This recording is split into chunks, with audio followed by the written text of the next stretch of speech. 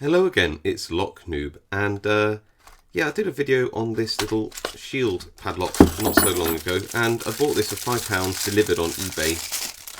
I thought it was actually quite a bargain. So I was excited when I got it home. I looked at the bitting, I was like, well, actually, that's pretty nice.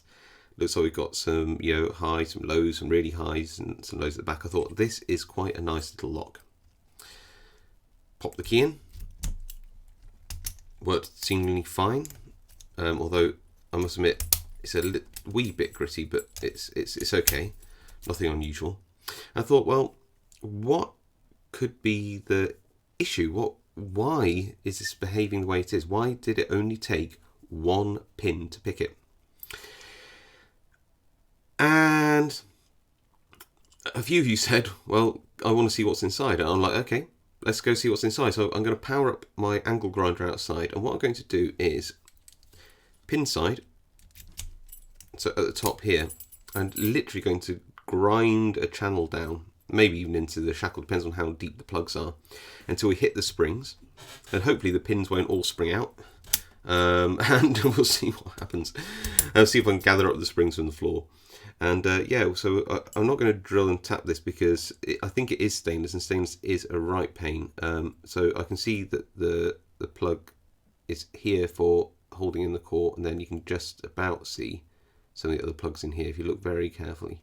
So I'm going to grind across here right down the centre until they all come out. The pings will fly, the springs will fly out, but we'll have an idea. Now, before I do all of this, what's my prediction? My prediction is, of course, that we are suffering from the same age-old problems of poor manufacturing. There's basically, for this particular lock, about three things which I think are going to go on. Either we have driver pins which are too short, which means that they don't need to be picked. They are already, the key pin and the driver pin together don't even reach the, just already reach the shear line. That's dangerous when you're picking a lock because you can trap the end of the spring in the lock as you open it, so that's not so good. The other thing which I think could be happening is that sometimes the bitting is such that the key pin is already at the shear line, so you don't need to pick it. So that's that could be these deep ones here. Sometimes useful to have one of those in a 6-pin high security lock as a zero lift pin, but other than that, not so much. And the other thing which I think might be going on is just really bad pins inside. So rounded tops and bottoms and sloppy tolerances on the core mean that you only need to roughly get them to the shear line and they self-pick. Right, enough of me whittering on. Let's go grind this off, try to salvage the pins and see what we have inside. See you in a bit. Well, I'm sad to say that the results are a whole lot worse than I had anticipated. Genuinely, this I thought it'd just have two short driver pins or too long key pins or something like that, age-old stands, but this is just awful, really. Okay, so first thing is that the plugs are really deep in this lock, and I gently ground away at them until they came free. But so much material loss, I can't feasibly thread this and still have enough room in the chambers at the top to use as a challenge lock, so this body will get binned. I will say one thing for it, it's almost certainly stainless steel, even poor grade stuff, because it was very slippy to cut and did take some time. The other thing is, you'll notice how many, I've got the plug out, okay, but there's only 5 drill chambers. This key has 1, 2, 3, 4, 5 cuts on it. One of them is a vanity cut. Can you see there?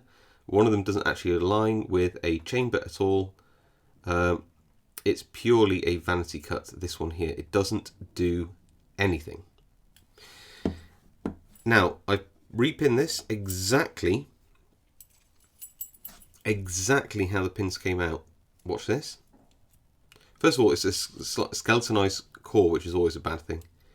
There you go, put that in. Oh, come back.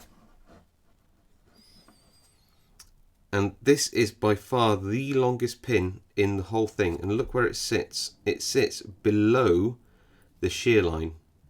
Okay? Sits below the shear line. The rest sits on the shear line or thereabouts. There you go. If you put the key in, if you wiggle it up and down, the pins move, a sign of poor tolerances. And you'd think, well, if that sits below the shear line, then naturally a good quality driver pin would sit at the shear line still and block the core from turning. Okay, well, yeah, it would do, apart from the fact that, look, they've used key pins, short key pins, in place of driver pins. In fact, it probably would have been better if they'd inverted them in the lock, but they hadn't. They just put them in pin side down. And the reason being, of course, they don't have to worry about tolerances so much. If it was this way, then the core would have locked. This way, because they're using short key pins as driver pins, they pick themselves because they are rounded at the base. That is just the worst thing ever, isn't it? Look, so you can see that, let's get it into, come here you, chasing key pins around now. I'll grip it really tight. You can see that if it's in there, even with tolerances this poor,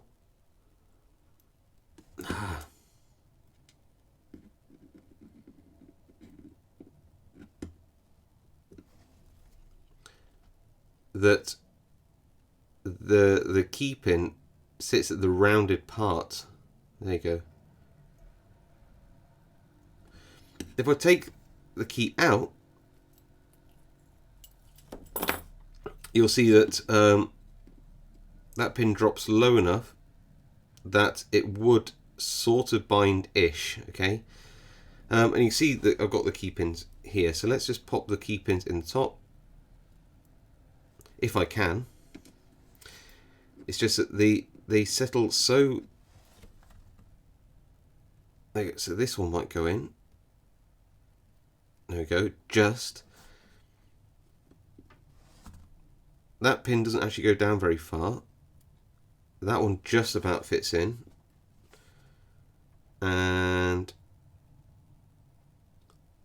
that one just about fits in. Now, interestingly, can you see all the scraping on here? This sort of chrome finish has moved. Well, that's because that pin isn't in there.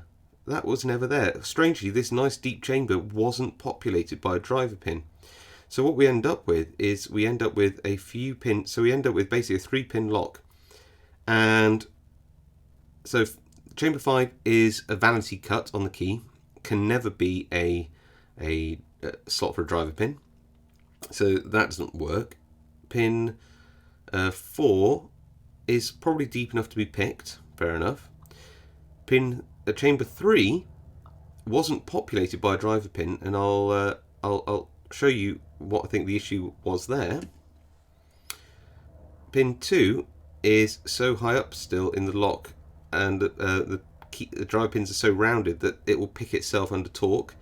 And I think that's the same with pin 1. It's sort of deep enough, but not really that deep. And with a little bit of maybe as you just drag the pick out, will still be high enough in the lock to allow the rounded pin tip to self-pick itself. So yeah, that's just a way to save money, is to basically just have a load of key pins and use them as driver pins. You don't need to worry about exactly matching the bitting of the key in the lock, as long as it's roughly right, because they will be lifted to the round part of the key pin and self-pick themselves. Now, why have we got all this scraping? Well, like I said, chamber 3 didn't have a driver pin in. Look at the spring. It's okay at one end and wiggly, and very wiggly at the other. So you can see that something's happened here in the lock. And that's because if you don't populate, I'll use my fingers, if you don't populate a chamber with a driver pin, which is just really poor quality control, is that you end up with a spring which is caught in here instead. And that will end up, even if it is picked, scraping along here, really, so it hasn't got nice rounded edges. So somehow this lock has omitted the 5th pin, stack at all, doesn't have it in, has terrible tolerances, so much so that they are cheaping out and using key pins as drive pins as well, but only in 3 out of the 4 chambers, and they've even forgotten to add a driver pin to the one chamber where it might have made a difference. Instead, this poor spring is getting mangled each time you pick it, and even when you use a key, because even if you use a key on this, of course the spring is like pressing against this this chrome finish and is obviously stripping it away. I just haven't seen a lock quite this bad, which I think is a shame, because when you look at the actual lock, the front of the lock itself, it's actually quite nice. You know, I just think, is this the bit where you save money? Really? The actual purpose of the lock, the actual core itself, that's the place where you decide to cheap out. Just awful.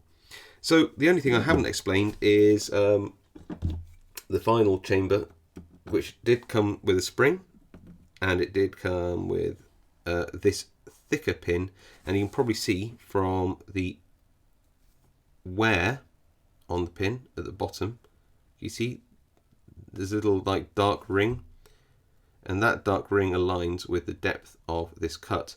And this is standard in these type of padlocks, is that you have a chamber usually away from the 5th key cut, but you know, like I said, they decided to take up one potential stack for this, and that means that you can't overturn the core, so this slides poorly along.